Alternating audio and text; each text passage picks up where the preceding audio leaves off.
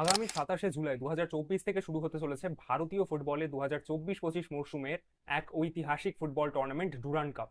যেখানে ডুরান্ড কাপে আমরা 133তম এডিশনে দেখতে পাবো 24টি টিম অ্যাজ ইউজুয়াল অংশগ্রহণ করতে চলেছে এবং 24টি টিমকে 6টি গ্রুপে ভাগ করা হয়েছে। তো এই ভিডিওতে এই শর্টসে আমরা কথা বলবো গ্রুপ এ তে কোন কোন টিমগুলি রয়েছে এবং তাদের খেলা কোন কোন দিনে পড়েছে।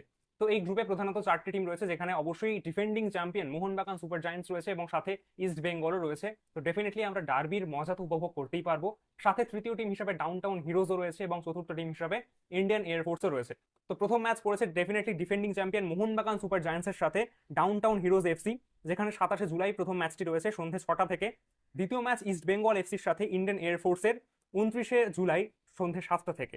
তৃতীয় ম্যাচ ইন্ডিয়ান এয়ারফোর্সের সাথে ডাউনটাউন হিরোজ এফসি, ম্যাচটি রয়েছে 2রা আগস্ট সন্ধ্যে 7টা থেকে। এবং চতুর্থ ম্যাচ ইস্ট বেঙ্গল এফসির সাথে ডাউনটাউন হিরোজ এফসি, সন্ধ্যে 7টা থেকে।